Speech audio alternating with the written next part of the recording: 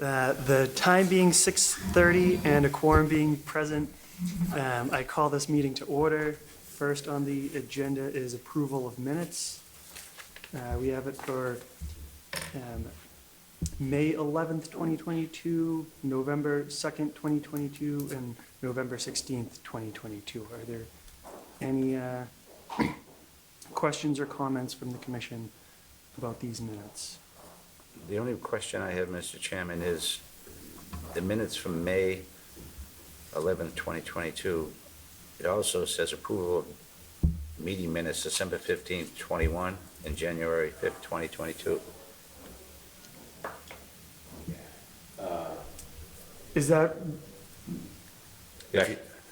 Is the question, why is that?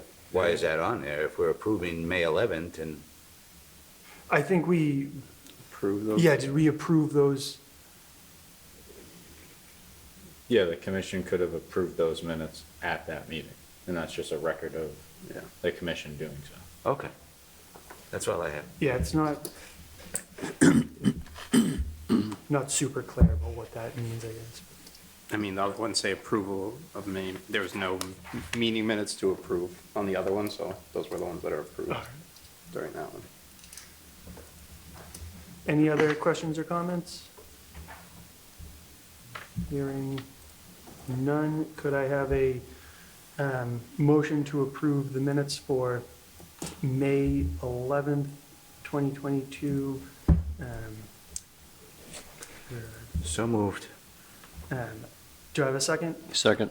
All those in favor? Aye. Chair votes aye as well. Could I have a motion to approve the minutes for November 2nd, 2022? So moved. Do I have a second? Second. All those in favor? Aye. Chair votes aye as well. And I have a motion to approve the minutes for November 16th, 2022. So moved. Do I have a second? Second. All those in favor? Aye. Chair votes aye as well. All right, first items on the agenda. Agenda item A, request for a certificate of compliance, AJM Development, Inc., 15 Starbird Ave, subdivision, DP file number 305-998. Is there anybody here for that? Not seeing anybody. Could I have a motion to continue that to the next meeting? Mr. Chairman, before we make the motion to continue, can we take this off the agenda and have them contact us when they're ready? I think that I agree with that. I think that's a great idea. So, for structuring that motion, would it be a motion to continue until the applicant reaches back out? That's to the what I next would say, meeting? yeah. Since they're not here to agree, we could continue it to the next meeting, and then I can have that discussion with them. Then when the agenda is posted. Would that change anything, though? Well, they can always agree to. If they say I want to come to the next meeting, then they're back on the agenda, right? Yeah. So, yeah, I think we should just make the motion to continue until they reach out to you. Okay. That's fair enough. If by all means, reach out to them to tell them our decision and stuff. All right, could I have a motion to that effect? So moved. Do I have a second? Second. All those in favor? Aye. Chair votes aye as well. And then agenda item B, this is also, Yes, this is per the applicant's request. I have a motion to continue agenda item B, request for certificate of compliance, Adam Goldberg, Sierfried Properties of Atlanta, Georgia, 495 Woburn Street, 40 Discovery Way, Tewksbury, Massachusetts, Assessors Map 1, Lots 1 and 3, DP file number 305-1112 to the next meeting. So moved. Do I have a second? Second. All those in favor? Aye. Chair votes aye as well. All right. Agenda item C, emergency certification, Raytheon Technologies of Tewksbury, Massachusetts, 100 Apple Hill Drive, Tewksbury, Mass. Assessors Map 38, Lot 2. Is there anybody here for that? Could Yes, you, thank you, Mr. Chairman, Commission. Name is Charles Doty. I'm with John G. Pro Associates and also Dan Thompson from Raytheon Technologies is here.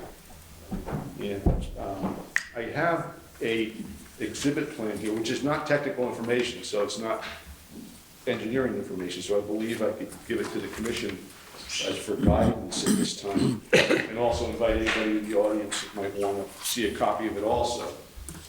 As existing conditions out there, because I think it's going to be helpful for this discussion.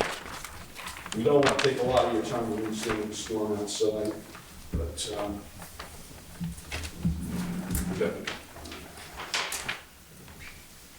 I think it's important that the commission understands the lay of the land and everything that's going on out there. Then the audience, I'm sorry, I don't have a large format of this, but it's not technical information. I know you want a report from Joe also.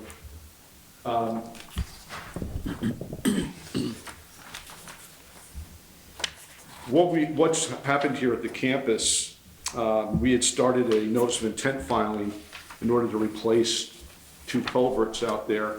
As you may remember, that we were afraid we're going to be failing shortly. Matter of fact, there's some signs of it.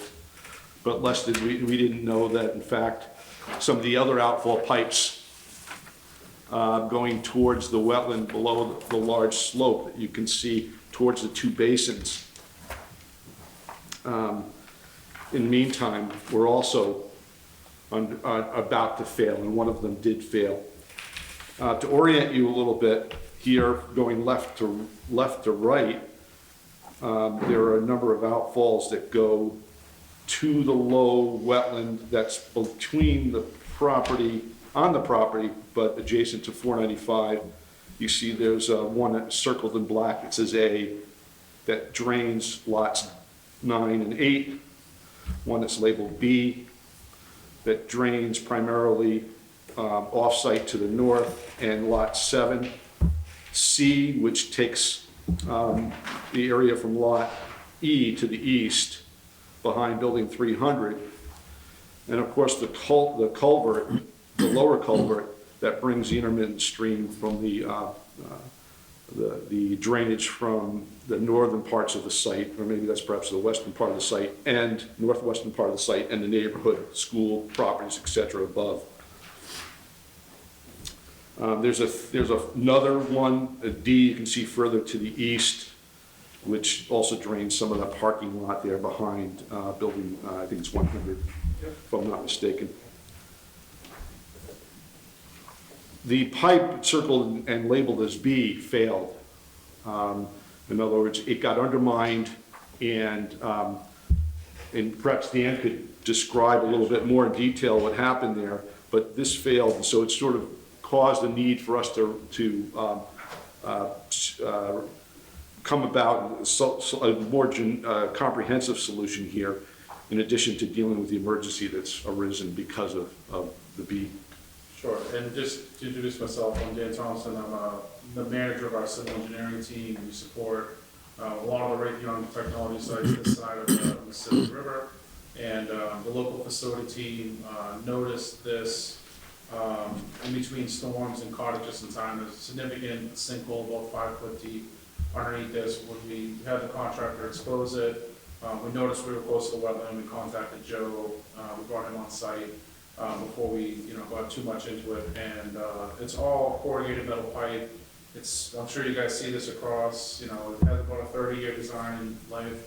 It's 30 years old. The bottom of the pipe is basically deteriorated, and in those situations, water is able to infiltrate in and erode, and that's what happened there. There was actually a failure of a bend, 22-degree bend, that went down that significant side slope that it completely failed. When they also built the site, they didn't do them any favors by backfilling it with, car-sized boulders. So once it started to fail, one of those boulders kind of came in and finished off the pipe. So we were able to clean that up, attach a ABS pipe to the existing corrugated metal pipe, backfill everything, restore, and pave. And again, we wanted to abate the emergency and not get into the resource area. There's a little bit of, I'm sure Joe will say, a little bit of cleanup that's probably still left to do from some of that sediment and other material that did wash out. And Raytheon wants to go through the proper motions to make sure we clean that up with you folks, but also realizing that these pipes are all end of life, and they need to be replaced with ABS because we're only gonna continue to have these failures, as the pipe continues to deteriorate. In most cases, there is no bottom to the pipe. We did camera them all, and there's significant sections that there is no integrity left in the pipe themselves. The top is good, it looks like from the day it went in, but the bottom is just completely deteriorated, beyond repair. You know, we looked at, you know, lining and other situations, but because we have no bottom, it's just going to, you know, continue to find a way, channelize and continue to fail. So, that was our, you know, situation, and, you know, Joe was great to deal with, and you know, really gave us, you know, the parameters of what we needed to work with, and so we're hopeful that we can work with you folks to find a solution to restore the integrity of the wetland and clean up any residual sediment that may have washed out as part of this simple. So we understand that the emergency certification, part of that may involve perhaps a violation notice for this pipe, for us to be able to go in and take care of a violation order, perhaps, for us to go in and take care of the cleanup that's necessary for that pipe. So I think we have to address that issue at least by itself in the immediate future. In the meantime, we had a notice of intent application. It's not, the application wasn't complete. We discovered our courier had made a mistake in terms of delivery of the copy to DEP. It was ready to go out. Once this emergency came up, we decided to pull it because we thought we better make one comprehensive submittal for all of these repairs that are going to be necessary. I think it's probably a better way to go about it. So that's what we are here to discuss, get any kind of guidance, but so we have a two-stage, the emergency, the cleanup associated with it, and then a resubmit notice of intent to replace and repair the culverts and the other pipes, outflow pipes that are going towards the wetland to prevent this from happening and having another emergency, immediate emergency situation. So just to be clear, we're only talking about B right now. None of these other That's ones really matter correct. for this emergency. That's and the correct. topic So, at hand.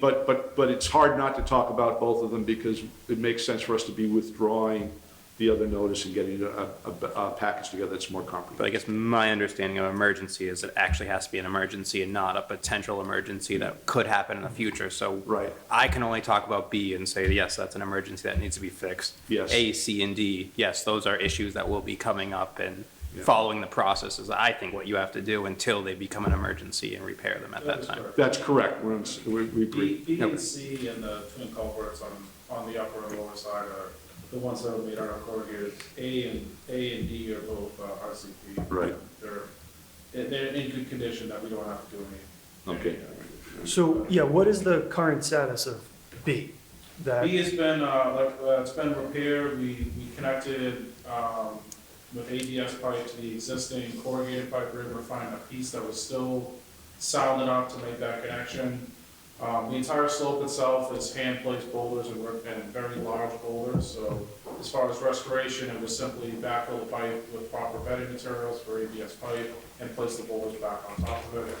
We reinstalled the guardrail on top of the slope, and then we put in like a dense binder for now.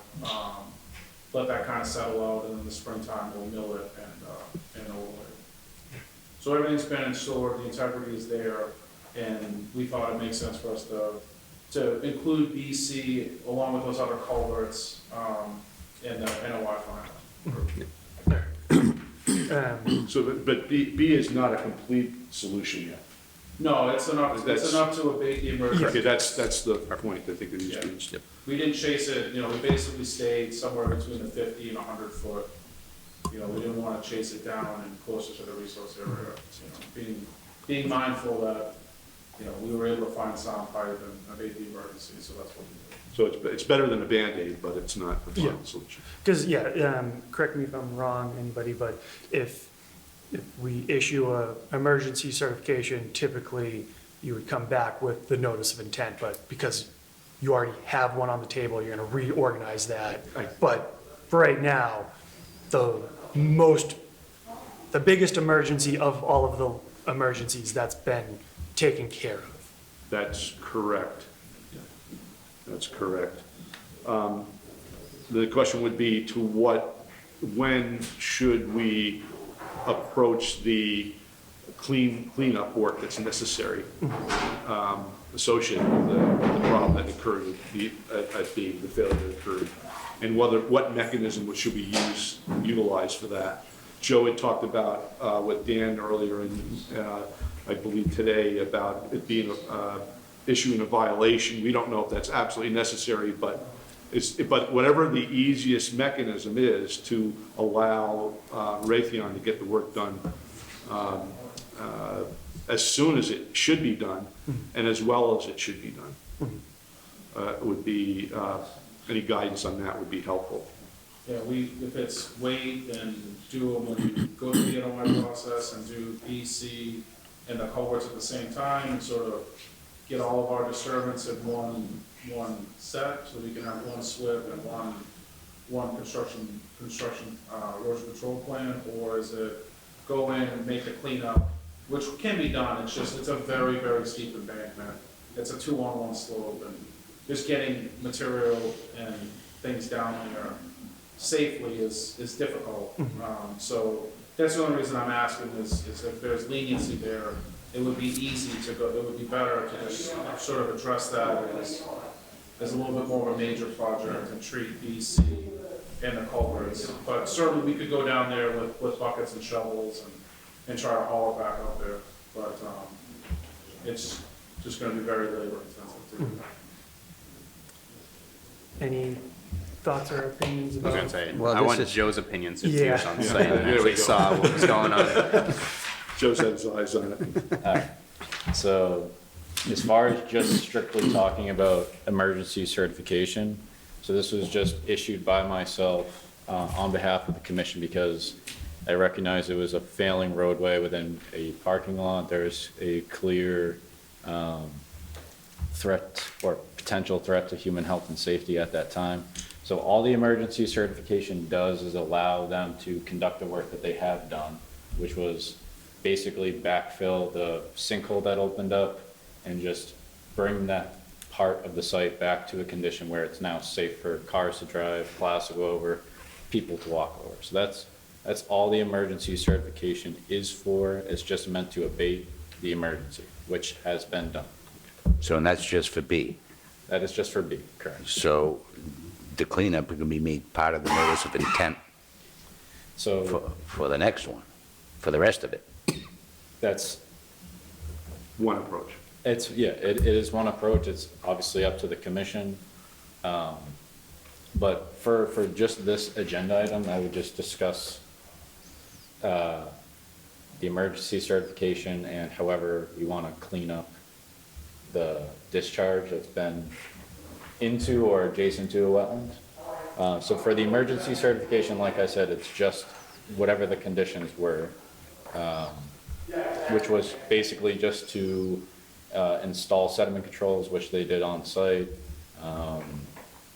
and just providing photographs. I think you have photographs like prior to completing work, so Yep. I'll just wait. I'm sure that can just be sent over to me in an email, but those are just the two conditions for the emergency certification. So the commission can just vote to ratify the emergency certification, how it was drafted, or not. And then, once that's voted on, we can kind of discuss on Yeah. the violation. I have no problems with that. I mean, it's already done, so No, it's, Was any sediment control put up when you were doing the work? yes. Yeah, we had, where we're in, boulders, there wasn't a significant amount of material that could be generated, but we did have erosion control walls that were staked where they could. And I'm fine with the emergency order. We're basically Yeah. working in asphalt and in a boulder slope, so there really wasn't, we kind of used our judgment that there wasn't a whole lot of erosive potential there. All right, so So we vote to, I'm yeah, good. So, yeah, so you so we guys get can this off the table, vote and right, then talk about the discharge. right. yeah.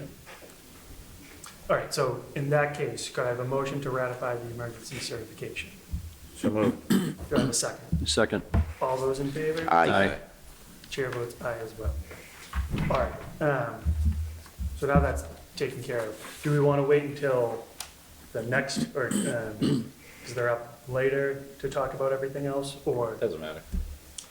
Doesn't matter, it doesn't matter for Raytheon either, because we, it's all intents and purposes, I guess, withdraw that, and we're gonna make a more comprehensive submittal. I don't know if it means it gets continued, but I think we'll re-advertise, and, I think we might as well. That, Agenda item H, I think. yeah, Yeah, I'm sorry, taking discussions out of order for anybody behind us waiting for the storm and all that. Yeah, we can go back and wait until. So if you withdraw it though, you can't, like, that would be a totally new notice of intent filing. Yes, of course, it would address the questions that have been raised already and Okay. such, which is, we're I helping. just want that to be clear, just so, like, you can't use that same application at all. I mean, No, you well, can we use the don't- same materials, but it's like, Sure, you can't. yeah, no, reference we'll the use same- it, no, we'll do, it'll be a new application. Okay, I think it makes sense because the scope is dramatically different. yeah. Well, yeah, I What were you mean, saying? unless the commission feels otherwise, because it's just more of the same work, it's just two additional culverts that are in the same area, immediately adjacent to this existing culvert. Same material, Yeah. same method of execution. I guess, The plans are would we have to be talking about, revised. you know, 2 months coming back and having something, or are we talking about 2 years to come back? It's not 2 years. It's on the no. next hearing, Yeah. to be honest with you. It's Well, what? we have the, probably two dates from now, meeting dates from now, we'll probably be Then meeting. I would prefer to continue it to Okay, a meeting, not next meeting, but at your earliest convenience. okay, all right, we'll contact when we're ready within the short term.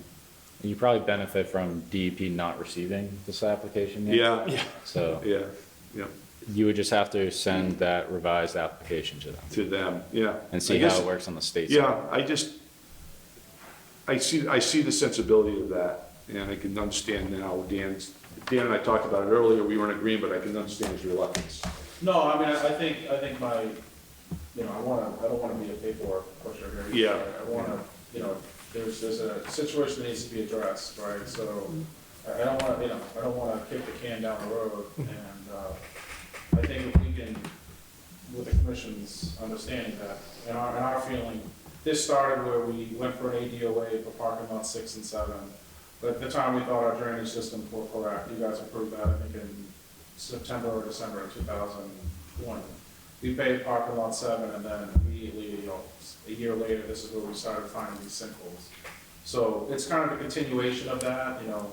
If we had known the drainage system was bad then, we would have filed to sort of take that as part of that whole initial parking lot. So we do want to make sure that we have ourselves, have the park, you know, we don't want to come in for emergency certifications. 'Cause Yeah, that's my fear, is that there's no bottoms to these culverts, they're 12 feet deep in the ground, and they're 30 years old. And if they fail, you know, they're not exactly, gonna be easy to get to or repair. This one was, we were kinda lucky that it was only 4 foot deep. These other culverts are 12 feet deep. So I have a suggestion to make, if I may, Mr. Chairman, that the commission make a decision on how they want Raytheon to proceed with the cleanup, either as a separate item linked to this emergency certification and any other action that's directly related to it, or with the revised notice of intent submittal,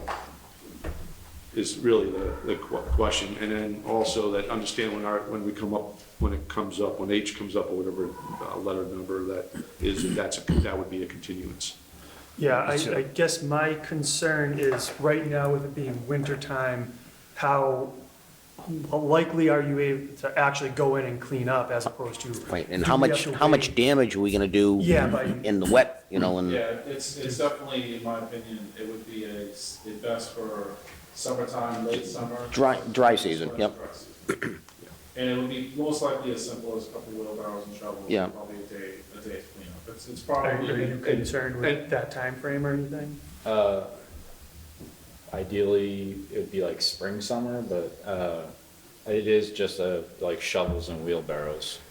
But I It's think just our, access down there, that's the hardest part. It's down the 2-on-1 embankment, and then on the other side, 495, so there's really no good way to get down.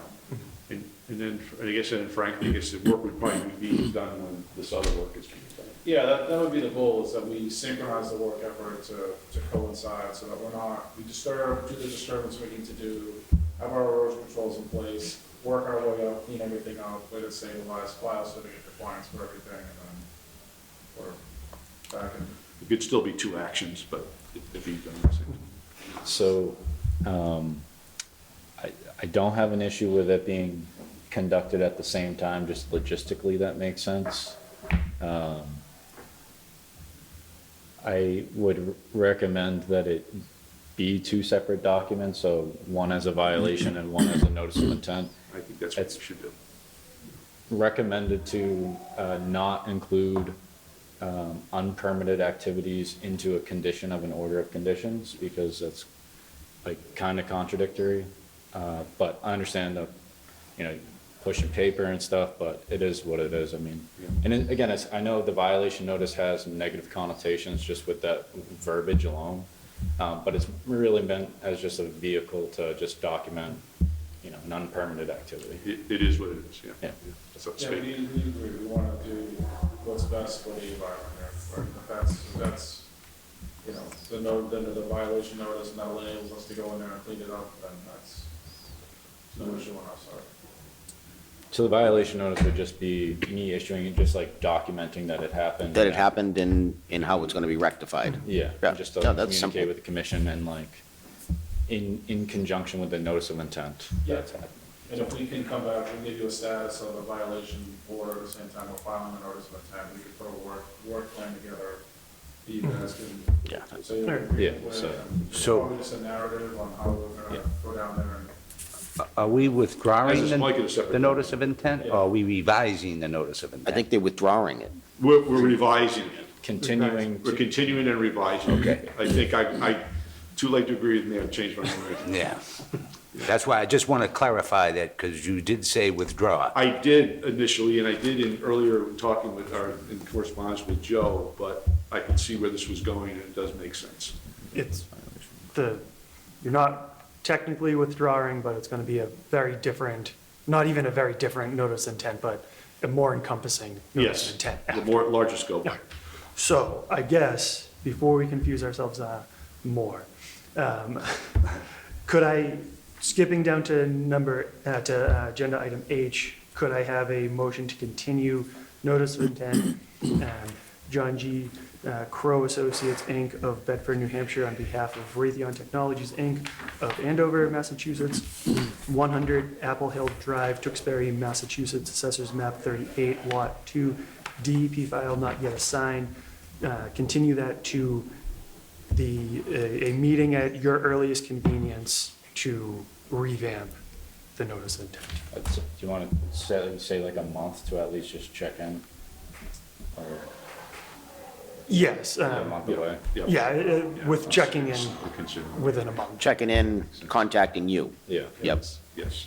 Could I have a motion to that effect? So moved. Do I have a second? Second. All those in favor? Aye. Chair votes aye as well. Thank you very much. Thank you. Thanks, guys.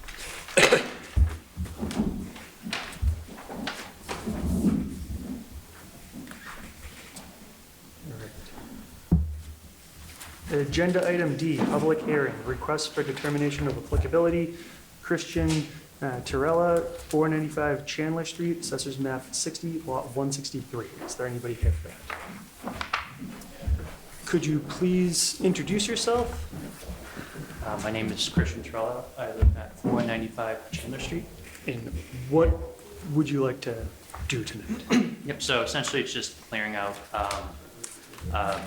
brush behind my house. It was newly constructed, moved in about a month ago.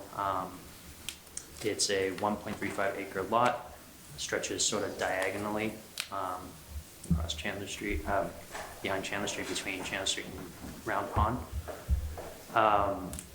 The proposed plan is to clear about 14,500 square feet, so it's like a third of an acre, brush and vines. The trees will stay. Large rocks will be cleared out, but no real regrading, essentially just putting grass there. And then I had plans on a fence which would sit behind the 25-foot buffer zone, 25-foot no-build zone. And, but most of that yard is within, my backyard's like more or less like in the 100-foot buffer zone. So it was essentially, I had a couple maps there, and essentially it was to clear out the kind of the, mostly between the 100-foot and the 50-foot buffer zones. I know Joe went out there to take a look at the lines. I don't know if you wanted to explain a little bit about what you saw with the, Yeah. explain to me. Sure.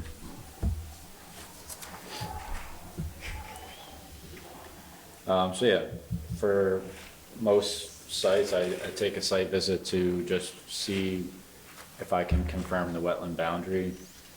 This site plan provided to the commission shows a delineation done in 2018. That was prior to any sort of development going into that 9-lot parcel of land. So I checked it out, you know, considering it's winter time, didn't have the best indicators, and it's a pretty transitional area. I found some areas that I thought should be bumped out a little bit, especially considering, like, you know, proposing to go like right up to one of the 25-foot no disturb zone lines. So based off of that, and based off of just the evidence that I saw in the field and just the fact that I thought it should be bumped out a little bit more, I suggested getting a new delineation just to, for accuracy's sake. And again, considering that you're going right up to the 25-foot no disturb zone line, just to refresh that boundary. However, I also recognize that it was a delineation done in 2018, so just kind of up to the commission to discuss and take that into consideration. And then another part of this is, regardless of that, I'm still gonna, because my property line is sort of like slanted, so you have the house and my backyard is more or less looking into 485 Chandler and I think 195 Helvetia. I think he actually came over here and he was proposing doing something similar. I'm still gonna have a surveyor, so I'm paying for a surveyor to come there, and because I want to make sure I'm within the 10-foot boundary lines for our property. So regardless of what happens, I'm still gonna have a surveyor kind of come out there, take a look at those lines, take a look at the wetland line, and have it all marked out pretty clearly. And I think you said was it still marked when you were? Yeah, so there's still flags out there. Still flagged, okay. So, like I said, there are wetland scientists associated with surveying companies. And yeah, that helps to have the surveyor out. And if you want to go right up to the 25-foot zone, the no disturb zone, you can have them stake it out. Yeah. So that, you know, you have a spatial reference for when you have a third-party contractor come in. They know where to go. Yeah. And essentially, I put like a future fence line, but like Joe was mentioning, like if that that's affected depending on if it gets bumped out or not. So the fence would never go inside that 25-foot. So depending on if that gets moved out a little bit, I just have no idea because it's all brush. So it looks all the same to me. So I guess, is there any discussion about the project in general, but then also, Well, we're only concerned with the delineation. The surveying is, you know, it is what it is. yeah. 2018, that's, you know, There's been a lot of activity on those lots. Especially, yeah, those lots, I mean, I joined the board in 2020, so that makes only two people on the commission, aware, or, on the commission while this was being permitted, or that, at least this section of it. It's a fairly old delineation. But that delineation never came to us. That's, yeah. It never came before this board, so I would recommend we get the delineation. Yeah, I think it needs to be updated. refreshed. I agree. All right. Because there's so much earth that's been moved down there too. Joe, how long are stakes or wetland delineations good for, in your opinion? Like, would you have to redo them every 5 years, or do wetlands change every year? I guess, I'm just curious for Yeah. future projects that come up, if it was Yeah. staked 4 years ago, we had recommended 5 years ago, or it's kind of site by site? It's site by site, like if you have a steep slope to a wetland, you don't really, it's not gonna move by much. But in a transitional area, potentially, especially considering. like, Round Pond is right behind it. Well, and the- not, yeah, not And only the that, but elevations, right. all the housing developments that have gone up there, regrading and stuff.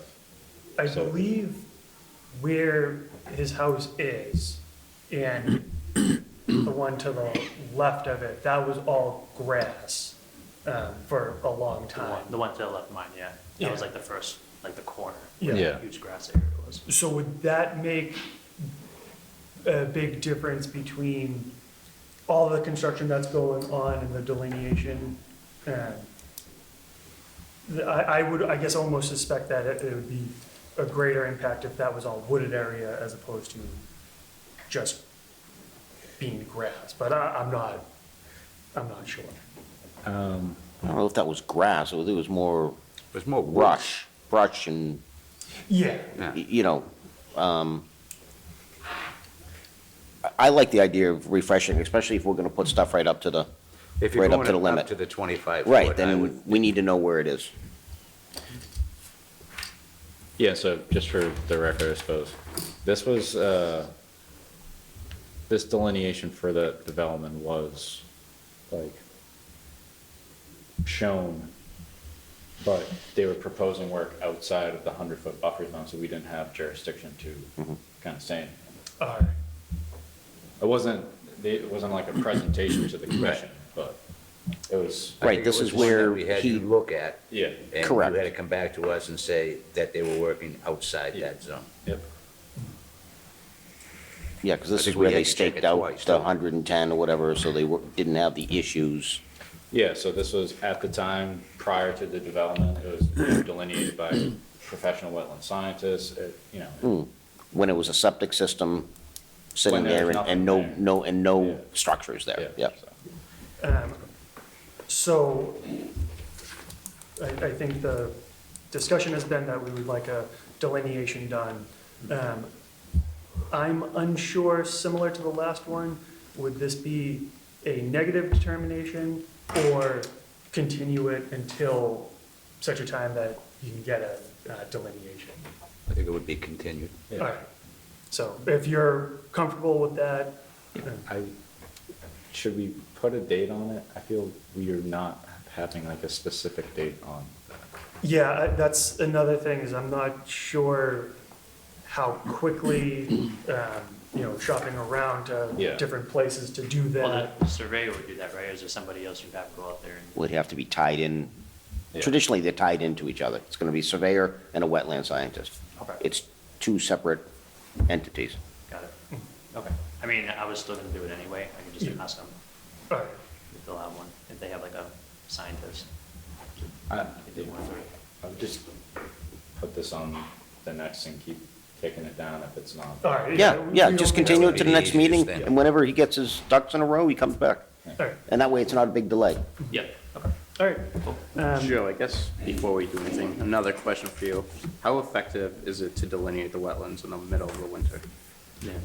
Yeah, that's a good point. That's also a site-by-site basis, and that's kind of why I would recommend a refresh as well, just because I had to primarily go off of like 2 of 3 parameters that one normally should be going off of delineation. So, yeah, that's fair. So what if he we'll- gets someone to do it next week, it's fine, or do we have to wait until spring or March or when the weather gets warm? I don't know. Yeah, I guess that's a good question. That's subject to the commission's opinion. It's always recommended to do it, springtime. Not sure what your time frame is, but it's up to the commission, like April-ish.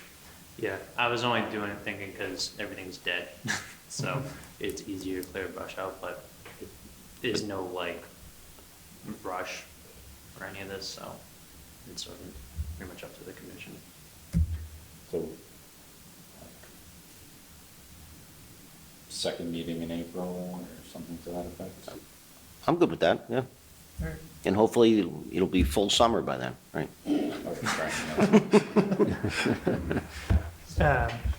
All right, so in that case, could I have a motion to continue this public hearing, a request for determination of applicability, Christian Chirella, 495 Chandler Street, Assessors Map 60, Lot 163, to the second meeting in April 2023? I'll make that motion, Mr. Chairman, but it is a public hearing. Do we need to get input from the public? Any comments or? Yes, I will open the meeting to the public. I'm not going to close the public hearing at this point. That Right. has to stay open until we actually close everything else, or right before, I believe. But if there's, at this time, if anybody would like to stand up and ask any questions, make any comments, now's the time to do so. But not seeing anybody. Could I have a motion to continue the public hearing, request for determination of applicability for Christian Torella, 485 Chandler Street, Assessors Map 60, Lot 163, under the condition that a delineation is done on the property to the second meeting in April. So moved. Do I have a second? Second. All those in favor? Aye. Chair votes aye as well. Thank you very much. All right. Agenda item E, public hearing, request for determination of applicability. Joseph and Megan Carter, 18 Regis Road, Tewksbury, Massachusetts, Assessors Map 103, Lot 14. Would you please introduce yourself for the record? Thank you, Mr. Chairman. I'm Joe Carter. My wife is away for work, so she won't be attending tonight. And could you explain what you would like to do tonight? Absolutely. So we purchased the house in June of 2019, and at the time and still currently, there's an existing deck that comes off of the back of the house and the back porch. It's about 12 by 10 and it's made out of wood, and it's in bad shape. It's deteriorated a little more quickly than we thought it might. So my wife and I are looking to tear down that deck and rebuild with a new deck that will extend out an additional 2 feet, so that it'll be level with the screened-in porch. The issue we ran into when Joe came out to look at the property was, and I will note that it had poured the night before and that morning. I don't think that would have made the difference, but unfortunately the existing deck was, I believe it was 43 feet from the wetlands, which are just on the other side of our fence, within my parcel, but on the other side of the chain link fence that we have. And the new deck would be at 41 feet. So we're just here to, we're just looking for, the request for the determination. If we can, if we can do that, if we can tear down the existing deck and put the new one in. I'll note that it doesn't look like any permit was pulled to put the existing deck in there by the previous owner, which is why this hasn't come up before, because obviously it seems like this was always within 50 feet and there would have had to, been approval granted by the commission. So that's all I'm here for. It's nice and simple, I hope. If anyone on the commission has any questions, I'd be more than happy to answer them. My only comment was when reading the plot plan, it says the red outline is the existing deck. I'm colorblind, so I thought you had this gigantic Same thing. deck going on. Oh, no, yeah. But it's quite a small deck. Yeah, and it's not going any further towards the wetlands than the house already is. Technically, we're not to be further, but that's just gonna be level with where the porch is anyway. So, we're not looking to impinge on anything. If anything, we really just wanna, actually have this, permitted and actually, have everything above board with the deck. And also, we want it rebuilt safer, everything's gonna be up to code and everything like that. And the existing supports and everything, I'm not sure was ever built up to, standard building code. So we're kind of looking forward to get that existing deck out of there and, with the commission's blessing, rebuild a nice new composite deck there. All right, any other questions or comments? I have none. Are you using the existing posts in the ground, or are you redoing? Nope, everything's gonna be redone, everything up to code. I have a 19-month-old daughter, so I want this thing as sturdy as can be. So should we have sediment controls then for that, or? Sure. I'm not sure, you were at the site, Joe. I mean, we're putting in footings, correct? Yep. Okay. Yeah, so I didn't have any issues with this. It's just the fact that, because it's less than 50 feet away, it triggers a permit. It's a deck within the no-build zone, but it's not considered a structure, so that's nice and easy. So it's just about, conditions associated with a permit, if the commission is going to issue a negative determination, and what those would be. And if sediment controls are, you'd probably go either way, but if for sediment controls, it would just be a straw wattle or silt fence. Are you familiar with those terms? No, but I get the general idea. Okay. It's a barrier to stop the erosion Yeah, from going. right, yep. So the condition would be, install those prior to any construction, contact me once they're up, and I'll do an inspection just to make sure that they're installed correctly and Sure. appropriately, and then that's it. Okay. And those were, what could you say what those were called again?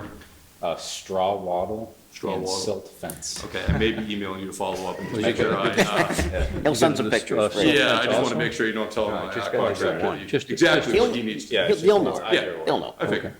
It's either or, by the way, not. Yeah, Okay, the straw wattles are much easier. okay. Good to know. All right, this is a public hearing. If there's anybody from the public who would like to get up and make a question or a comment, now is the time to do so. But not seeing anybody, could I have a motion to close the public hearing? So moved. Do I have a second? Second. All those in favor? Aye. Chair votes aye as well. And could I have a negative determination of applicability for Joseph and Megan Carter, 18 Regis Road, Tewksbury, Massachusetts, Assessors Map 103, Lot 14, as discussed at this meeting? So moved. Do I have a second? Second. All those in favor? Aye. Chair votes aye as well. Just to be absolutely clear, negative determination is what you wanted. I picked up on that. Not, yeah. Right. So I also want to elaborate on how your building permit's going to get issued. Yep. So the permit following this meeting from conservation will be issued within 72 hours, so 2 to 3 days following this meeting. Once you have the sediment controls established and I do my pre-construction check, that's when I sign off on the building permit, give it back to the building department, and it goes from there. Cool. Just for clarification, we're likely going to look to do this sometime in the spring. I understand the NDOA is good for 3 years. We should be well within that time frame. I know every construction project has overruns and delays, but hopefully we'll come within that time. So we're probably looking to do this in the next, month or two, once it's a little warmer outside, snow's gone. No rush, we're definitely looking for early springtime. Sounds good? All righty. Thanks, Commissioner. All right. Appreciate it. Thank you. All right, agenda item F, public hearing, notice of intent, Cornerstone Land Associates LLC of Dracut, Massachusetts, on behalf of Taylor Goudreau, 100 Breckenridge Road, Tewksbury, Massachusetts, assesses map 111, lot 68, DP file number 305-1174. Could you please introduce yourselves for the record and explain? Absolutely. Good evening, Mr. Chairman, members of the commission. Kenneth Lanier, Cornerstone Land Associates, representing the applicant this evening, the owner of the property, Taylor Goudreau, sitting next to me. We're before you tonight for a notice of intent application to assist Mr. Goudreau in reconstructing an existing timber retaining wall that is located in the backyard of his home. The address is 100 Breckenridge Road. Parcel's approximately 20,000 square feet. I went out and delineated the BVW with associated wet flags 1A through 10A, provided the DEP BVW forms to the commission as part of the application. In addition to that particular resource area, there's also a 100-year floodplain associated with the property. Based off of what I reviewed for the most recent FEMA map that's available online, which was the 2016 FEMA firm map, that elevation is 78 for NAVD 88 datum. And what I did is I provided kind of a little bit of a color rendering for you folks on the site plan. The green line following the 78 contour would be the 100 floodplain limit. The red line would be the 25-foot no disturb. The 50-foot would be the orange line, no build, and then the 100-foot buffer for the parcel would be the blue line. The goal here is to remove the existing timber wall that's currently failing and starting to deteriorate and fall down the slope, and replace it with a shade block concrete wall system. We would provide erosion control in hay bales and silt fence, which is shown just outside of where the new wall would be constructed. And we would also be installing a fence on top of that newly constructed wall.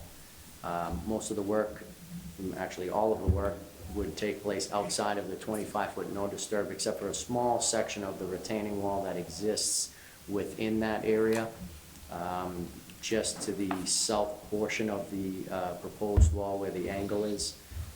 That portion is still outside of the 100-year floodplain, but it would fall within the 25-foot no disturb. So pretty basic tear down and repair. I'd be glad to answer any questions at this time. All right. Any questions or comments from the commission? Is this wall going to be mortared, or is it just going to be freestanding? It's a freestanding concrete. They're the large blocks. The large blocks? Yeah, you know. They have dowels on them, right, too? Absolutely. Yeah. Right. They got So like there's no- slots, actually, Right. that they sit into each other on. They weigh about 2,800 pounds apiece. Yeah, Yeah. I've used them there, yeah, they're big. That's all the questions I had, Mr. Chairman. Anything else? I just had some comments, but, so I think the project's pretty straightforward. There's a short section of retaining wall that's in the no disturb zone, but they're proposing to just leave it as undisturbed, so that's fine. So all the work is occurring outside of the 25-foot no disturb zone. I think the erosion controls that they propose are appropriate. There was comments from Mass DEP about using preliminary FEMA floodplain data essentially from August 31st, 2021. I tried to reach out to them to kind of discuss that comment because based off of that data, that floodplain elevation is still lower than the 78 that's shown on the site plan. So not sure what that comment was really trying to get at. But nonetheless, I still think the floodplain is accurately shown, or if not, is conservatively high. So, However, I couldn't even find the map that they were talking about. Oh, really? All right. yeah. I mean, it's not public knowledge. It's a preliminary map. It hasn't even been completed yet. Yeah, I've never seen anything like it all before. right. So the one question I have, or just something that I may have just forgotten, is are there any more trees that are going to be removed other than what's shown on the site plan? For the construction of this particular new wall, what I did was identify the larger trees that would have to be removed, and right now it's only 4. Okay. So they are shown on the plan itself and identified exactly where they are. Okay, so with that being said, my comments would be, so the commission may wish to issue an order of conditions for the project, considering the following conditions. Standard conditions number 1 through number 4 and number 9 through number 19, and the following special conditions. 1, perimeter sediment controls to be installed as per plan. The conservation agent to inspect and approve of sediment control installation and design prior to the start of construction. Alternative equivalent sediment controls may be approved by the conservation agent. So, you know, if you wanted. Yeah, if we went wattles or something. Yeah. Not 8-inch straw wattles, so I don't. 12. I got it, you know. And then what the commission should kind of discuss whether an as-built plan is necessary. I think, it can't hurt. So the last special condition would be upon completion of construction activities and in order to receive a certificate of compliance, a surveyed as-built plan must be submitted that shows all constructed features being proposed under this application relative to the wetland boundary. The request for certificate of compliance shall be accompanied by photographs of the completed construction. So that's, We've already had that discussion. Yeah, we're fine with those conditions. Thank you. This is the railroad tied, Yeah, you know Glenn. Yeah. Glenn's old house. Glenn's here. Yep. So it was old railroad ties. yeah. And just all deteriorating and starting to fall down the side of the hill. So I have one question, looking at the site plan. Mm-hmm. Does the sediment control go into the house, I guess? No, the wall goes into the house. Oh, those aren't the hay bales right there? No, the hay bales are kind of the little shapes behind the wall, but they are both gray. The blocks with the 2 dots? Yes, Are the hay bales and silt fence, right? yes, sir. They're shown in the house, I guess, right?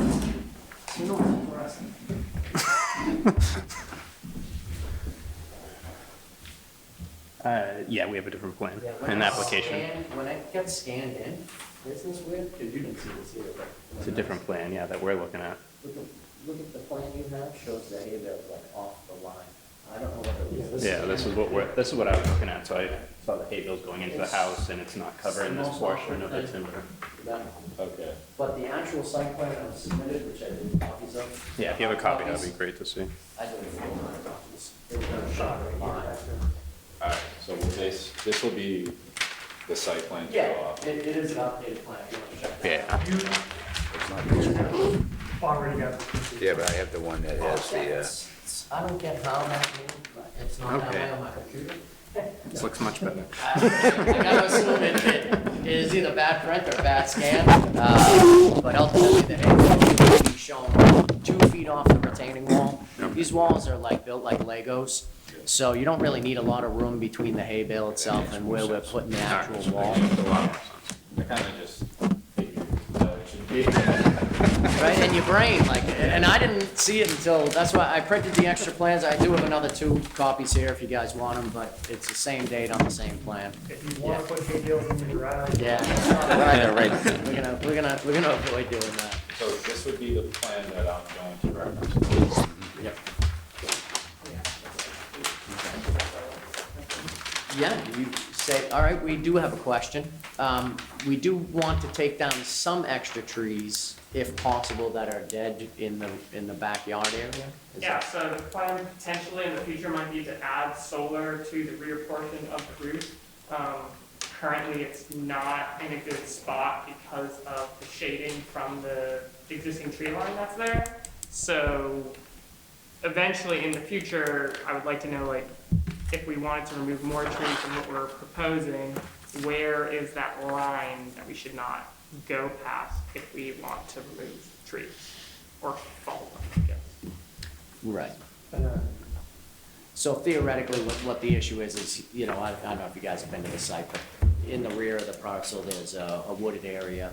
Trees are probably anywhere from 40 to 60 feet, and as they come up that slope, they cover the, southern side of the roof, so they can't get that sun during the day. So they were hoping to see if we could either take some trees down or possibly pop some trees so that we could, get that solar availability. The idea would be to do this all at once, so I don't have a tree person coming in separate times. So I would recommend, if you're, because that's new and that's fine, information for the commission. Just identifying which trees you are thinking of cutting. Yep. And probably continuing and just bringing that new information to the commission to the next meeting, just so that everything can be improved at that meeting. And that can just be a condition of the order. Yeah, not knowing, typically we can review actual, pictures of the trees, and we typically up the number by 2 or 3, depending, on how many we're doing and stuff. So let's ask the most important question. If these trees fall within the 25-foot no-touch zone, are you going to allow us to take them down? No. No, not unless they're unhealthy and there's a risk, right? Yeah, I think That's it. that was the question. So we wouldn't be in need of continuance this evening. I'm still waiting for a DEP file number two, or? is it- No, We are it not. has been issued. They are really struggling over there. They don't update any of these comments, and then when they do update them, they never let you know. The fee actually cleared December 20th. Oh, wow. I have a copy of the cleared check if you. No, there's a DEP file number though. Yeah, no, they gave you a file number, but normally when they give you the file number, then they, fee cleared, they just say fee cleared, but they have not been doing that, not just for you folks in Tewksbury, but not in any other town either. They just moved buildings from Wilmington to Woburn, I don't think they're really, up to snuff with their system right now, All right, if there's no further discussion from the commission, this is a public hearing, and open it up to the public if there's anybody who wants to get up and ask a question or make a comment. Now's the time to do so. Yet again, not seeing you. Do I have a motion to close the public hearing?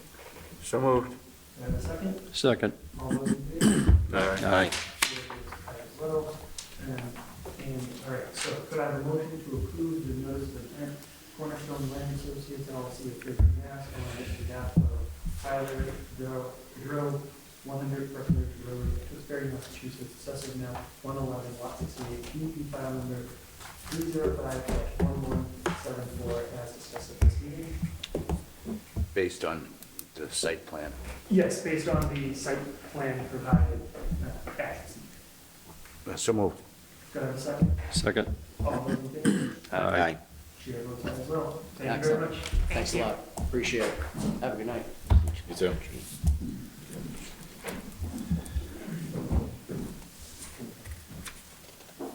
Agenda item G, public hearing, notice to Hancock Associates of Flanders, Massachusetts, on behalf of Fern Trail Management Corporation of Marblehead, Massachusetts, Rail Run, Tewksbury, Massachusetts, assessors map 62, lot 15, file number 305-1171. Please introduce yourself for the record. Sure. So my name is Matthew Connors. I'm a professional engineer in Massachusetts. I'm here representing Crown and Shield and the Quail Run condominium group. The project was presented to the board at your last hearing by Kristen Farr from my office. During that meeting, you guys had a couple of questions. At the conclusion, one was a wildlife habitat evaluation, which was provided to Joe. There was clarification on linear footage, which we did clarify to Joe. And then there was discussion about erosion control and providing something a little bit more robust for the intermittent stream that goes into the culvert for the embankment that we're trying to repair or replace.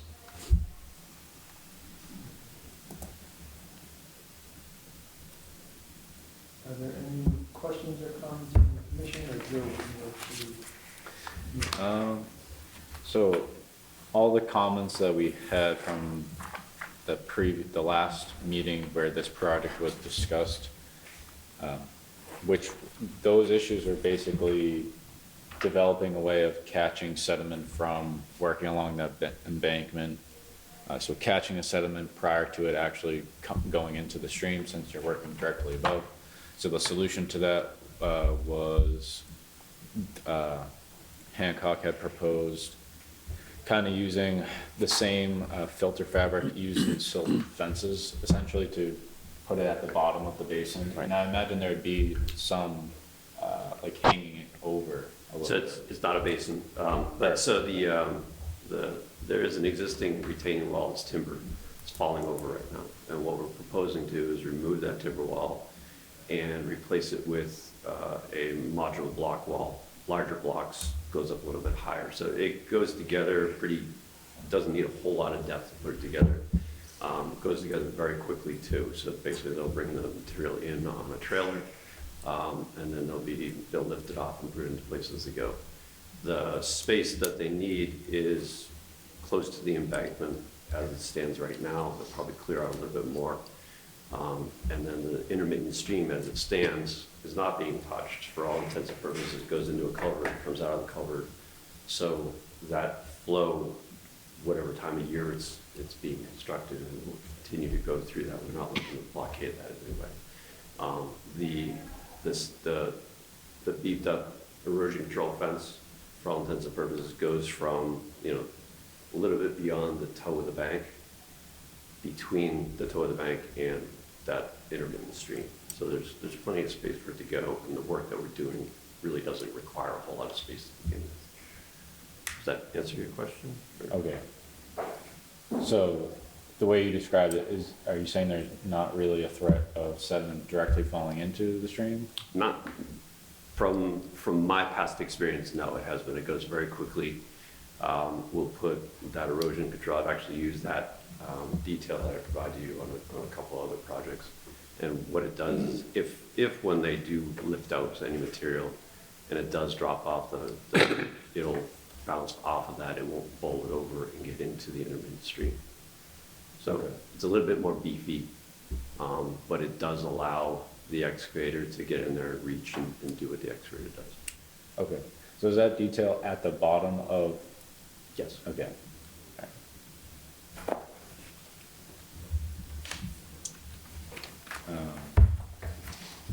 So assuming everything's been addressed, my comments were, if the commission, or the commission may vote to issue an order of conditions considering the following conditions: standard conditions number 1 through number 4 and number 9 through number 19, and the following special conditions. Install and maintain appropriate sediment controls around areas of construction as to prevent the deposition of sediment from construction activities into nearby wetland resource areas. Sediment control shall remain in place until all areas of disturbed/loose soil and other erodible materials have been stabilized at the site. Prior to any construction activity commencing, the following must be completed. The sediment control shall be installed by the applicant or an agent of the applicant, and the conservation agent shall inspect and approve of the installed sediment controls.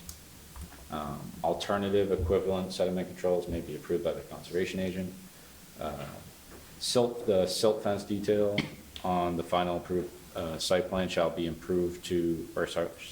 shall be implemented to catch sediment from excavation-related work before potentially falling into the stream bed below.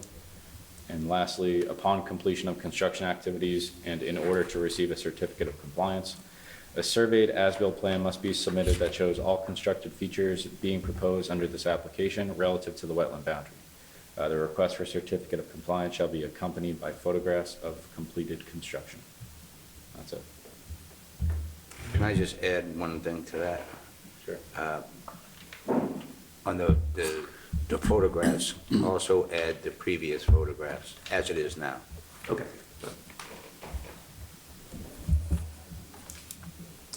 Any other questions or comments from the commission? Not I'm good. seeing. I will open this up to the public. This is a public hearing. If there's anybody who would like to get up and you just have to introduce yourself and then you can say almost whatever you want. So you just have to go to this. Yeah. right here. Like me. I'm not gonna allow anything.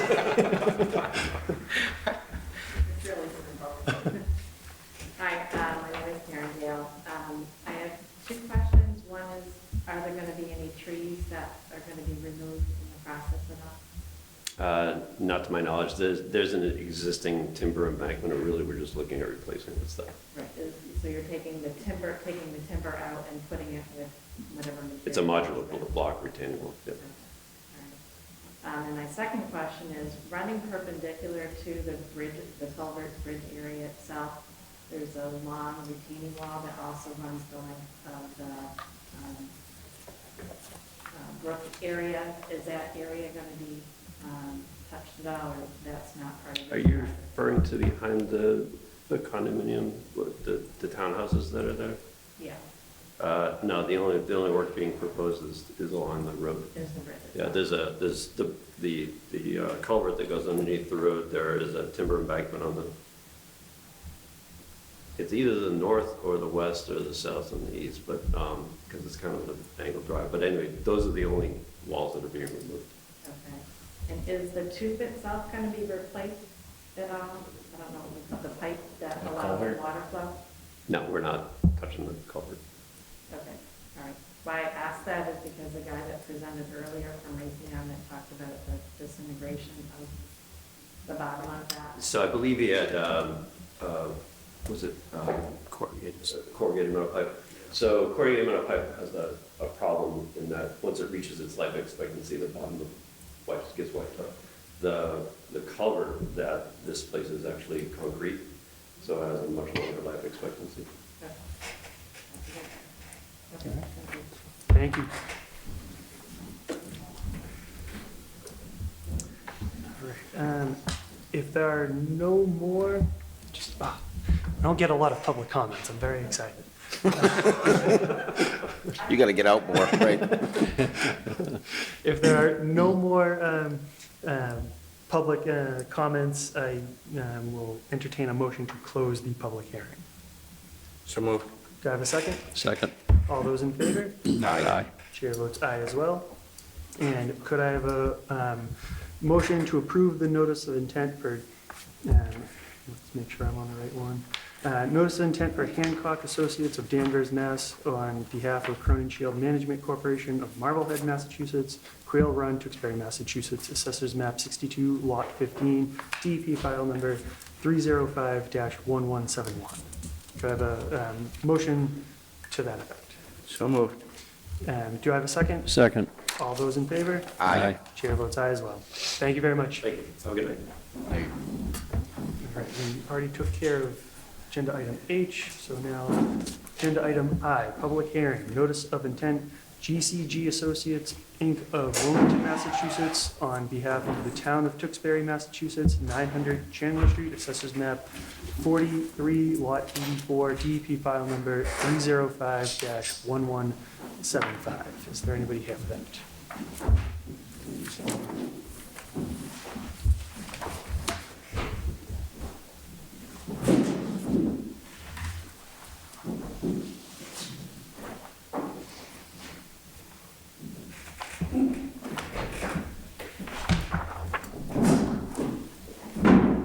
Could you please introduce yourselves for the record? Sure. My name is Mike Carter, GCG Associates. I'm the civil engineer on the project, and we filed the notice of intent with you. With me is Bob Weatherall from Weatherall Design Group, who is the designer for the actual boardwalks that we're presenting before you tonight. I'm kind of running the permitting process, and Bob is the designer for boardwalks. So he's here to answer questions regarding how you construct boardwalks and what they're made of. And my role is to, the wetlands role, I guess. Awesome. So what we're before, the town of Tewksbury is proposing to do some work in Chandler well fields. It's basically, the best way to get in there is if you go to Chandler, Whipple Road, there's a kind of small parking area, you can walk in that way. There's other areas, it's 118 acres. And basically, this is the outline here, this is the shape, the green. Whipple Road is over here, and there's a couple other entrances that you can get into. If you look at this, it's an old well field. There's a lot of wetlands out there. There's a river, Heath Brook, which runs, Heath Brook basically, headwaters of Heath Brook are right here, and it runs right across, site all the way down here to leave the well field. The blue line on here, most of it, if you see, is from Mass GIS wetlands. We did not flag the whole site. It's 118 acres. What we're proposing to do, just so you know, is to try to connect the trails that are out there, the existing trails. There's across Heath Brook or across a couple wetlands areas with boardwalks. So there's connectivity. Basically, you can walk to a wetland, stop, if you can't cross, except for one location. So we have Heath Brook, which is going to be a riverfront area. You got land underwater. We basically started doing this project for the town in 2018. We went out and actually set some monumentation around the perimeter to define it, to see if there was any, the intent originally was to see if there's any encroachments into the conservation land, and identify, there's a lot of bounds that we set out there. We flagged the wetlands originally in 2018, and we did the survey for this in 2018. We have since then updated the wetlands. They were revisited in August of last year. There was no change. So in the application, there's a report regarding where the wetlands are that we've located. There's 3 locations, and if you look at the plans, sheet 1 is one right here, I highlighted here orange, same here is 2, and then, actually, let me rephrase this. This is 1, 2, and 3 as presented in the plan. So 1 is located right here, basically the seaward crossing Heath Brook. And what I'll do is I'll kind of go through each one individually, and please, if you want to interrupt me as we go, ask questions. It's quite a big project. So we're filed under a limited project under the Wetlands Protection Act, under Section 310 CMR 1053-3J. It allows for the construction and maintenance of catwalks or boardwalks. I'm using the term boardwalk. The intent is, just as I said, to connect the trails. Basically, it's going to be an elevated catwalk, boardwalk. It's approximately 2.5 feet above the existing surface, so there's a couple feet of space underneath the bottom of the deck, actually the bottom of the carrying beams to the ground. And then in the area where we cross, like, for example, this is typical for where we're crossing Heath Brook. There will be it'll be about 4 feet up. It'll have railings on it. The other ones will only be a couple feet up, so they won't have railings. We're spanning Heath Brook, so there'll be a 25-foot span. Heath Brook is not a large, if you go out there, it's not large river. It's actually at the very beginning. We've done a profile. It's kind of difficult to define channel in this location. Down here at this one, there's an existing, actually there's an old existing steel bridge there. The steel is there, the decking is basically, people's put plywood out there, it's very unsafe, to put it that way. My goal is to not to put a new one in and not that be used. So,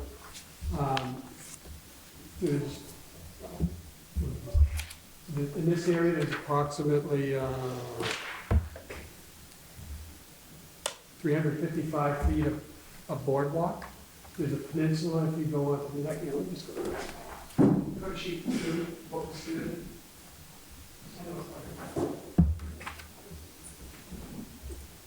So this is area 1, which is the very headwaters of East Brook.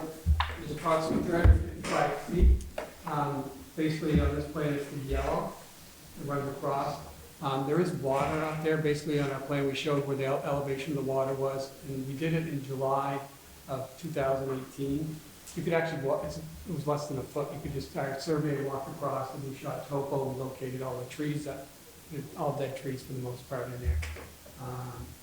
So we have a good profile, and that's kind of what's dictating, that helps guide us what elevation the boardwalk is going to be at. And that's why I said initially, so the boardwalk starts here, it's like a peninsula, and we would begin the boardwalk here in this area. From here to this orange area, line right here, this is what is known, we call DVW. And then when we get to the orange line here, over all the way across is another orange line. This was underwater on July 18th. And the depth of water was about a foot. If you look at our spot elevations on the plan and the water elevation, you see it's about a foot. So if you think about, that's July when we did that. So it's underwater pretty much. At least in 2018, it was underwater most of the year. So then, basically, the boardwalk would go across the water. This is where we Brook is defined, and what we found in the survey, the best that we could do. Not a well-defined bank at all. And then the water ends here, and then on this side, it goes up a steep hill on this side of the open space. The boardwalk went in here. So you see down in this area, we're going into, we're putting a deck over BVW. So, although we're, in theory, we're about 2 feet up. The veget is passed for animals and to migrate. The water will go underneath. There'll be vegetation that will be kind of shaded now. Basically it's a pressure treated deck. The if you have a deck on the back of your house, basically the best way to describe it. So, it's 4 feet wide. In the area that this area that there's posts every 8 feet on center, approximately. It depends on what you hit out there. If you hit a boulder, you might have to shift it a little here and there. There's 2 posts either side. So what we did, in your report, you see we calculated the whole impact of all the posts and how much disturbed area that is and how many cubic, we're not even talking cubic yards, we're talking cubic feet.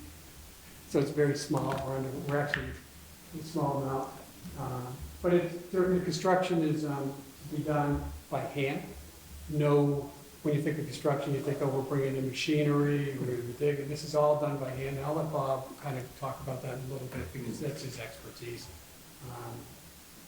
And basically, you'll see there's some red symbols. Those are dead trees that we located out in there.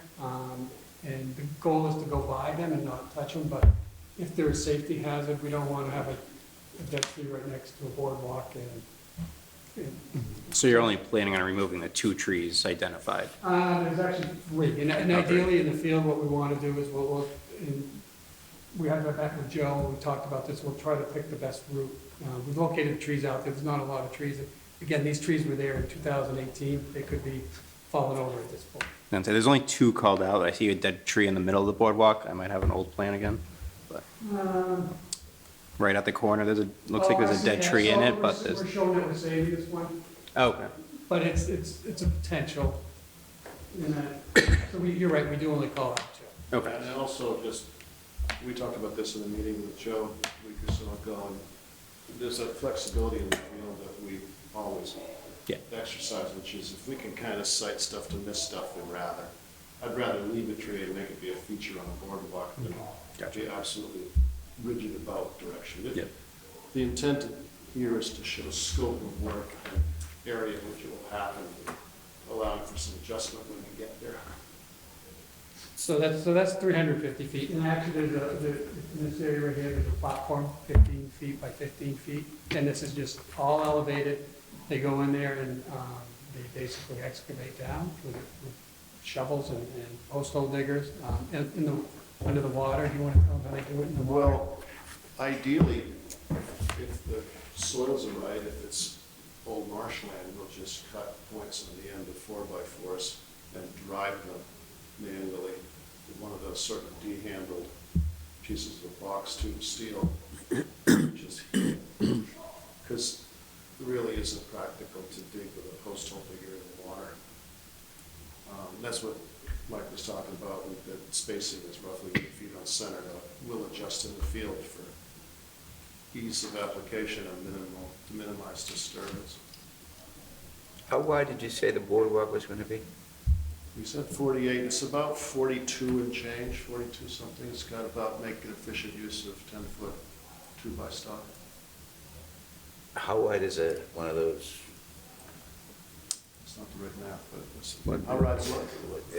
4-wheelers? Four-wheelers, would that fit on there? No. I mean, do you have an area where? Dirt bikes will fit on there, but Dirt bikes will fit, but the 4-wheelers won't. 4-wheelers are 48 traditionally. Yeah, I just want to make sure we have if it was big enough, we had an area that was narrow and they couldn't go anywhere. Because I thought we had an issue with that in one of the other parks. Yeah.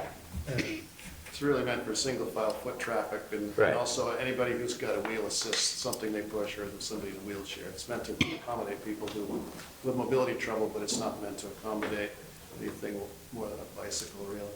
Yeah. All right, that's all the questions I have. So, and then also in each area, actually, areas 1 and 3, we're proposing some wetlands plantings, basically at the beginning of the trail, even though we don't believe, even though underneath the deck, the plants are still there, but they grow, we figured there was an opportunity to plant some wetland species, and that's located.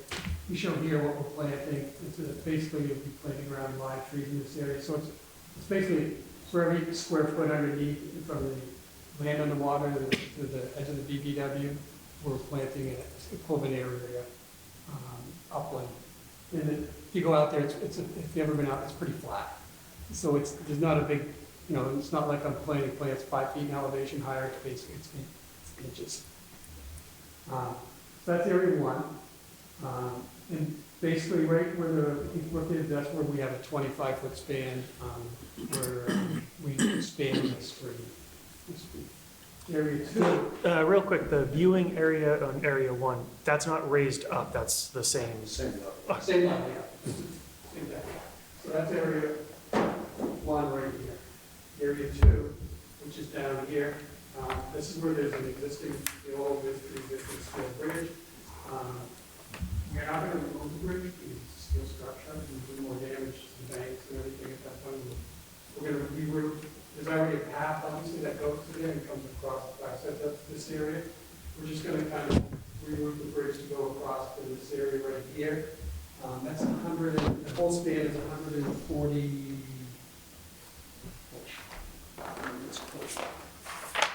141 feet approximately, plus or minus. And so there's already a trail, a path there. We're going to abandon the old little piece of trail here, and we're just going to run it. You know, and that's actually where the bank is well defined. The stream is well defined. When you go out there, it drops down. When I say well defined, it's only down about 3 feet. It's not a large drop off, but so that's that area. We don't have any plantings going in this area because there's already a stream there. We're revegetating where this path goes. With wetland seed mix, and then we'll be doing the same thing with that. Bridge across here. Then third area is up in here, which is not on Repeat Brook, but there is a defined channel that causes runoff. It has flow in it. Area 3. Before you go to area 3, just on area 2, quick question. The FEMA floodplain, there's not gonna be any regrading or modifications to any area within the floodplain, right? No, there's no, so we're basically following grades. We're not raising, the FEMA floodplain doesn't have actually identified zone X, I believe. It's basically 1 foot or less in elevation, so there's no defined elevation. So we're not changing any grade out here. Just wanna make We're sure. kind of basically building a deck about this high. Yeah, the idea is to make the transition from the ground to stand back to ground as unobtrusive as possible. Yeah, it just seemed like the only area you were working in the floodplain, so I just wanna make sure. What Mike was saying about the steel structure on that side, there's a lot of concrete panels that somebody threw in to make crossing, there's scrap plywood, and there's a bunch of junk that somebody neighbor must have tossed in there, we'll pull that out, that's part of the plan, is to clean up any of this. And then area 3 is basically up in this area. And so what this is doing is providing connections. I didn't even kind of go with all these red lines out here. They're showing the overall plan of the existing footpaths used out there.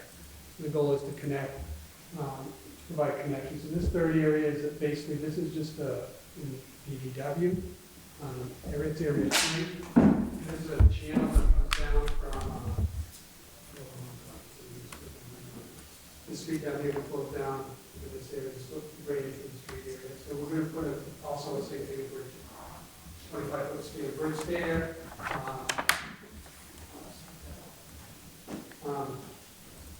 Has standing water. This is this area, standing water again, so we will be standing this is where the channel is. There's an existing trail that stops. It comes here and curves around. We're going to abandon that, reestablish growth on it, and then we'll just run a new boardwalk across here. These red areas are where we're adding plantings to supplement the BVW area. Even though we're not filling in BVW, it's still going to be there. It's going to be shaded as compared to what it is. And that length of that one is 320 feet. Is there a reason why the viewing platform's not the same size as area 1? Yeah, I don't know, why did we do that small? I wasn't sure if there was like restrictions or something along the lines. It's just in conversations with local volunteers about, wouldn't it be nice if there's a electric cross in the middle of the thing, that, you know, sort of a passing zone. Just want to make sure there's no impacts that we're preventing you from doing. It's sort of an artistic license, it's not particularly any distinctive, but.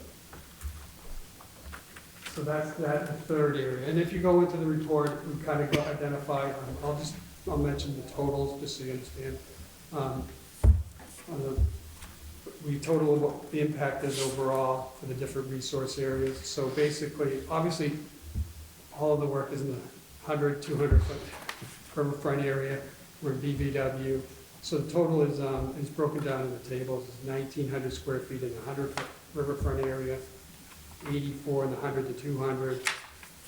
BVW is 2,850 square feet. That's the area under the deck. And it's broken down, and we supplemented one for one. And then the flood zone is 1,788 square feet. We're not filling, changing grades, it's basically to provide connectivity.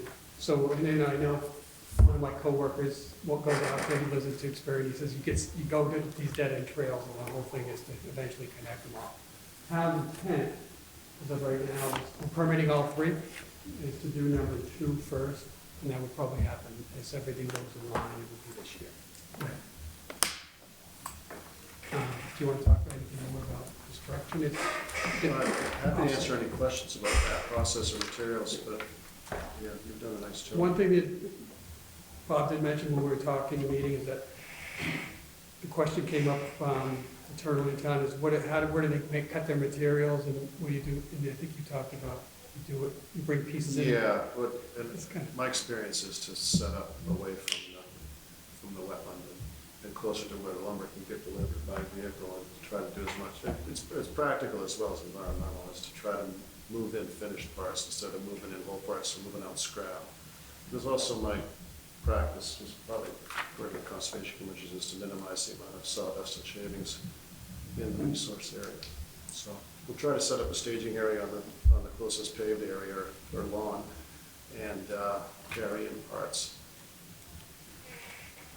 Scrap pile on a cul-de-sac is way nicer than scrap piles on the edge of the brook. Great. Anything else? There are notes on the plan that say that you can't bring machinery in, this has to be all done by hand. And exact goes to what Bob just said about cutting and materials will be done off-site. And off-site doesn't mean, off-site means not near the well. Yeah. Yeah, there's a fairly large clearing over there that it's still quite a walk from, It's a long way, yeah. but it's better than all the way. Yeah. There's been some expression of willingness by neighbors to allow us to use either their driveway or the street edge or something in the neighborhood adjacent to this number 2 crossing, and work that way. We haven't ironed it out, but that's the intent. Just as far as machinery goes, we would be moving in a portable generator during work hours, because there's drilling and some cutting close to the work. Any questions or comments from the commission?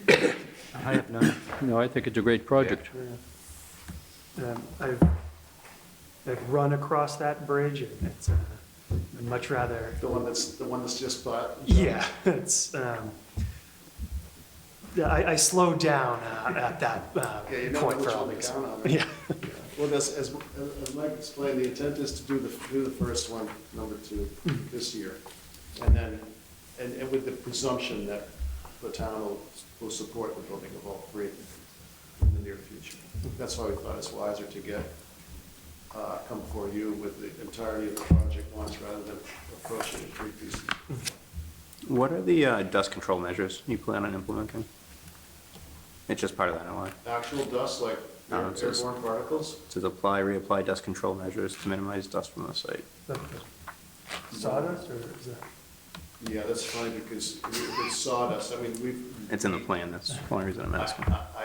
Well, to do most of the cutting off-site, that's control measure. That's what So you're not applying anything within the wetlands? No, for- we're not going to need it, because we're not, Okay.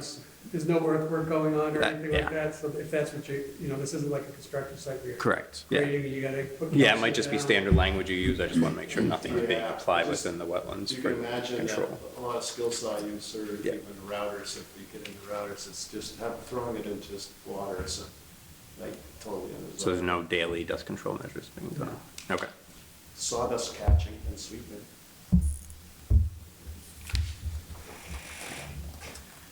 Joseph, do you have any questions or comments? Yes. How many special conditions can you put on this one? Well, so the biggest thing for this project is considering it as a limited project. So yes, there is a provision within the WPA that says that this can qualify as a limited project. The exact language is pertinent to catwalks. The end clause is provided, however, that such structures are constructed on pilings, which they are, or posts, sorry, that's probably the better term, so as to permit the reasonably unobstructed flowage of water and adequate light to maintain vegetation. So, that being said, I think it meets that criteria of meeting that regulatory citation, but it's still within the commission's, like, just because a project qualifies as a limited project, the commission kind of has the power to whether to allow it to be a limited project. I think it's a good idea. So allowing it to be a limited project waives, that's kind of, like the limited project status is kind of to waives projects from complying with the normal performance standards of altering wetland resource areas. So that's kind of a discussion. So the wetland replication plan, for example, that's proposed in this project. If the commission thinks that's whether the commission thinks it's necessary or not for that to be implemented. So normally if someone, fills in a wetland or whatever, they have to replicate that one-to-one, because that's a performance standard in the WPA. But a limited project, it kind of allows those performance standards to be waived by the commission if they want to. I know this is a silly question, but who's paying for this? It's a town project. It is a town project, okay. So we get some of my tax back, yeah? You put bushes and stuff in, right? So I guess the replication, would that not include the seed mix that they're proposing? Or in other, plantings and stuff? So yeah, the replication that's proposed in the project is essentially treating it as if it weren't a limited project and doing it anyways. I think it's the environmentally friendly way, Yeah. truthfully. Okay, so that's fine. My question for the replication plan is, I forget in our discussion, are we like scraping back the soil a few inches and digging it Yeah, down just by? basically to excavate, just plant individual plants in isolated areas around trees. Okay, We're not cutting trees down or cutting anything down, it's selective. We basically go find it, in that area, find the trees, the few trees that are there, and just plant those around shrubs. With the list on it. so I guess, is this like more of a planting plan? It's more of a planting, it's different, usually a replication, you go in, you dig it out, you do all these, so it's more of a planting plan, add additional wetland plants in those areas. And those are along the areas where the paths are, where the path is trying to, because the grade change there is insignificant between the view, wide, it's 10 feet. It's an ideal spot that you could actually probably really truly establish these plants to grow. So I just want to clarify that, because if it's more of a planting plan, I just want to make sure, like, if there's ever a certificate of compliance and someone's like, well, this isn't a wetland, then Yeah, it's more of a planting plan than Yeah. anything that the commission would be approving. Yeah. So, So should we just label it that as a planting plan and remove the wetland replication portion of it? Well, coming under the limited project, it doesn't have to have the replication, you just have to add the planting. Yeah, but I mean, it's in the verbiage. Yeah, And that's, yeah. and, the devil's in the details. Be less confusing to. Right. Yeah. if you're not here exactly, that Correct. someone doesn't come back and say you didn't Yeah. take this. Yeah, So that's a that's- really good point. that's fair. Within this detail, is there like a density of like how much plantings there? Yeah, it says how many, you pick a tree, you pick, a group of trees in that area, and you have 2 or 3 per tree, and Okay. you go around the tree. So Okay. it's right in this verbiage right here. Okay.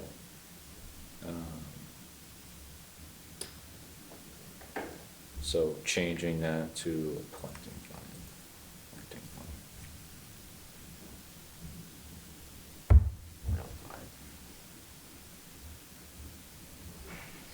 Okay. So I was able to walk the site with Dan yesterday. And there's like a little damming effect in area 2. So the question is ultimately, is that going to be removed at all as part of the process? So this is just like there's nothing being removed from whatever's existing there? You mean earth? Or?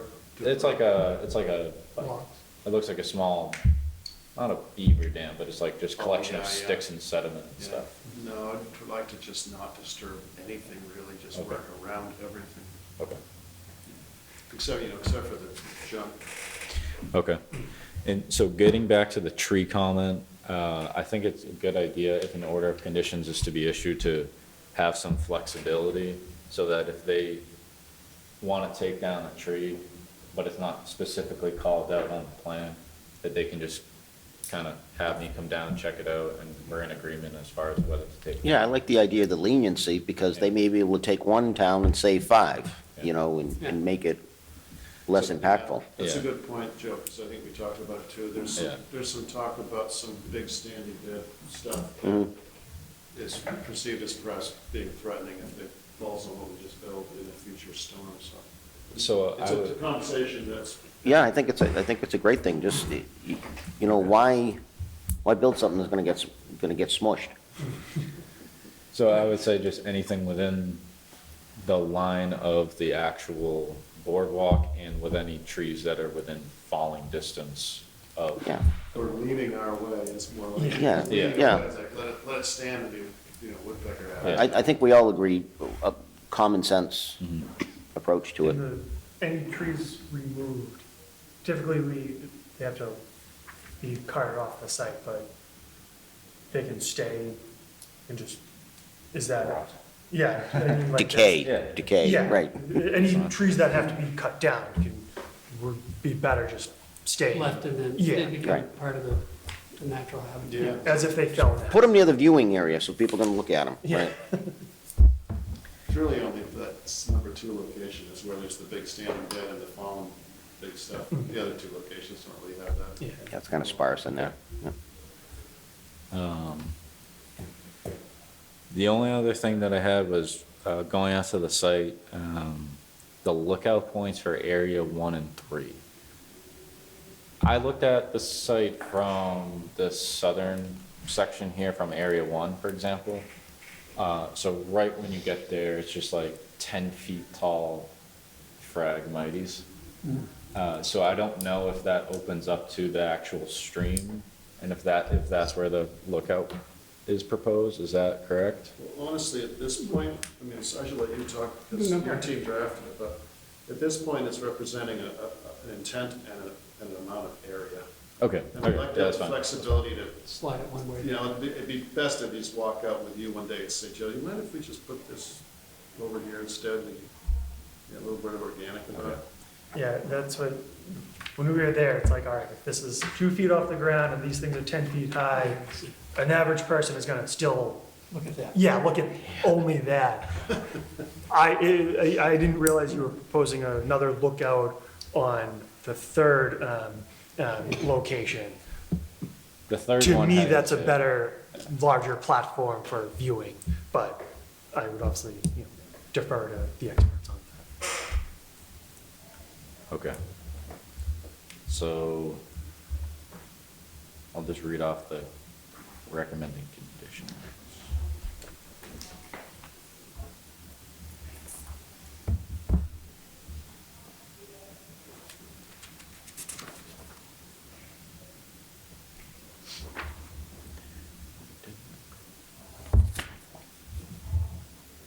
Didn't include, so.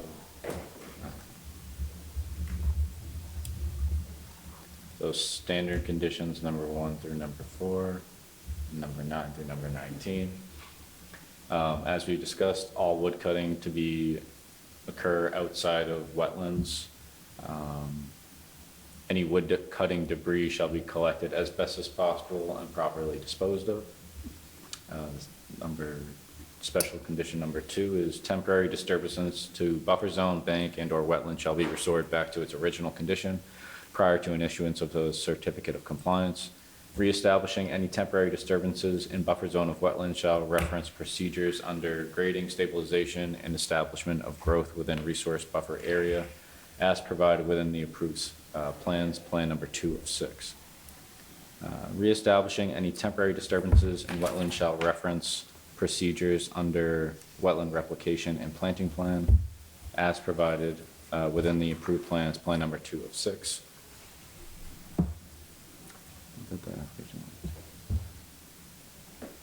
Note that the application of the wetland seed mix may suffice for temporary impacts rather than implementing the planting of shrubs and herbaceous species, or herbaceous plants.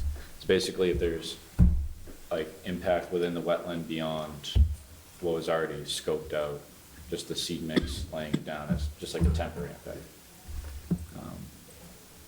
Equivalent seed mixes may be approved by the conservation agent, so again, that's kind of just built-in flexibility for what's available at the time.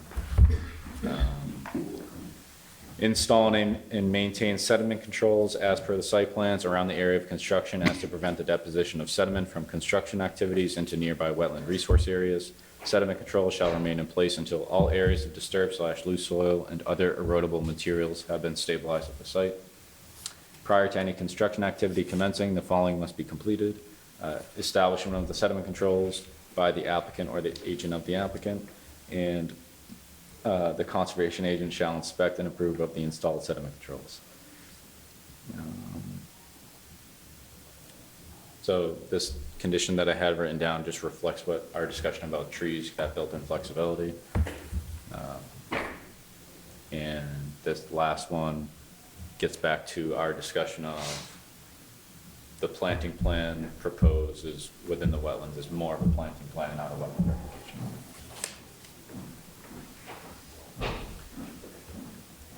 That is all. All right. So any other questions from the commission or any comments from the commission? So this is a public hearing. I will now open it up to the public. If anybody would like to get up and ask anything, now is the time to do so. But not seeing anybody, and could I have a motion to close the public hearing? So moved. Do I have a second? Second. All those in favor? Aye. Aye. Aye. Chair votes aye as well.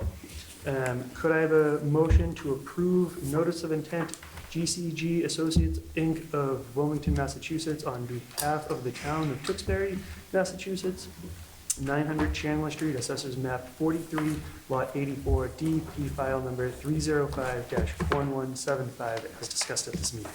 So moved. Do I have a second? Second. All those in favor? Aye. Chair votes aye as well. Thank you very much. Thank you. Thank you all. No problem. Getting sidewalks, getting trails. Good time to live in Tewksbury.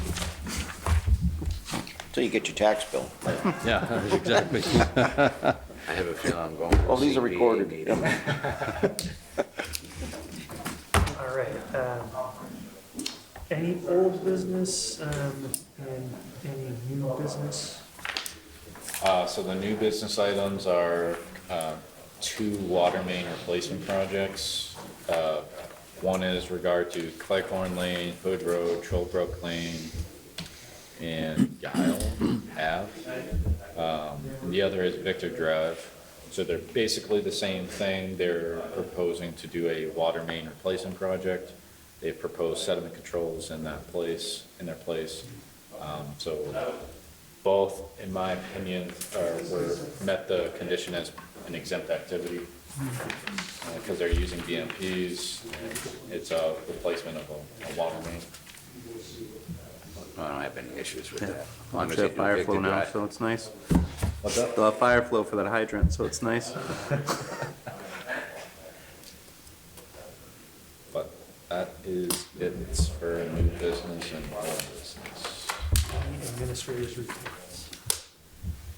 No. All right. Could I have a motion to adjourn? So moved. Do I have a second? Second. All those in favor? Aye. Chair votes aye as well.